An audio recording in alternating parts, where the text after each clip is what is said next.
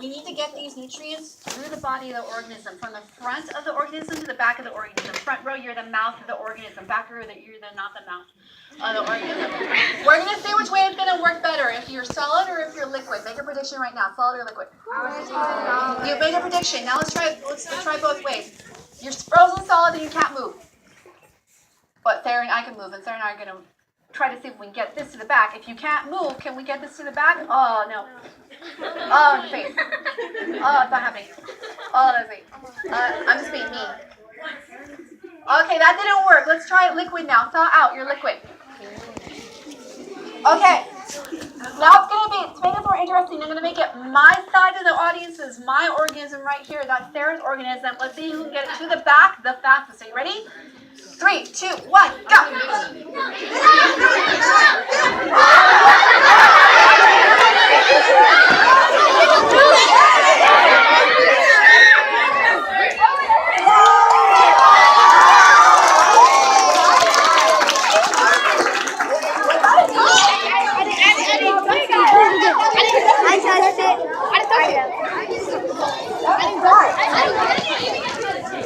Time is relative, guys. You both won.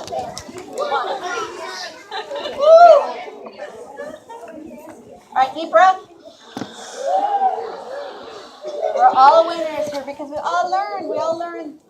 We need that fluid transport.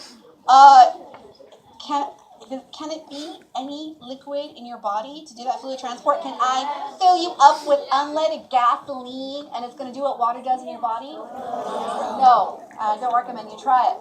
Water is very special. H2O is very special. For one thing, water is polar. Because when we look at the water molecule, we realize a few things. Number one, water is the ultimate hidden Mickey. Looks like Mickey Mouse. Water is sponsored by Disney. Okay.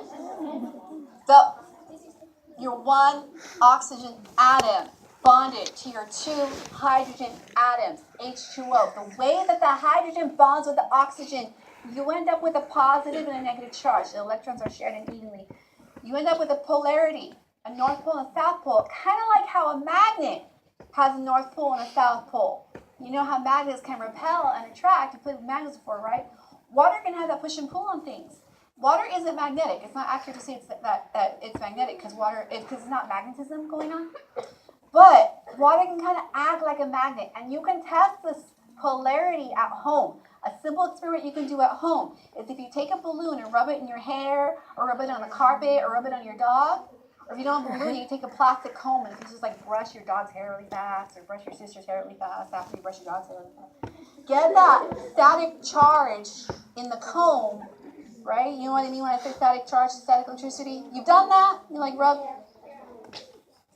Take that object into which you put a static charge and put it up next to your faucet and let out a thin stream of water, and look what happens.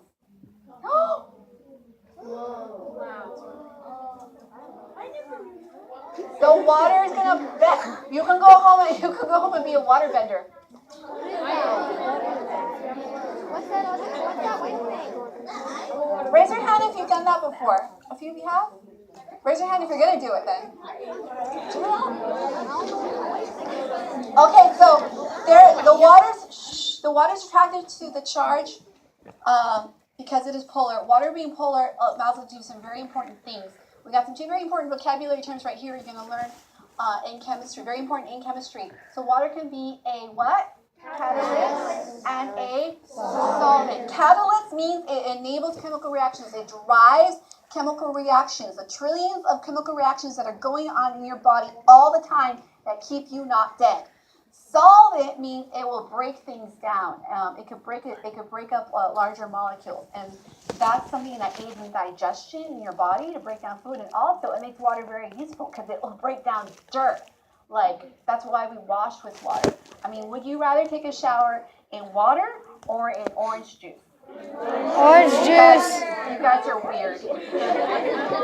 Water. You use water. Actually, that's what water can clean some stuff. There's other solvents. There are better solvents than water, but moving on.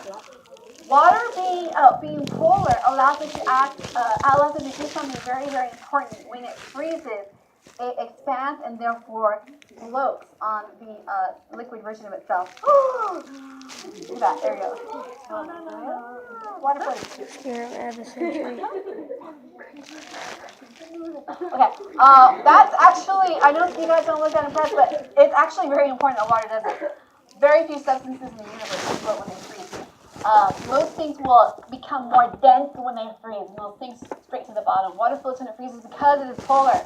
Look at my bowl of water molecules. This is what water molecules look like when they're liquid. I can feel the shape of the container, and they can move around. But when they freeze, they have to line up with the positive ends to the negative ends. They can't line up negative to negative or positive to positive. So water looks like this when it's frozen. It forms a crystalline structure. See that?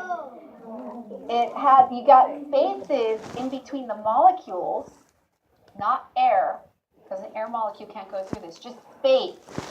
So the same amount of molecules as what's in the bowl is going to fill up more volume, more space like that, and then it's going to be less dense. Therefore, it just floats. That's important for life, because if you can imagine, if you were a fish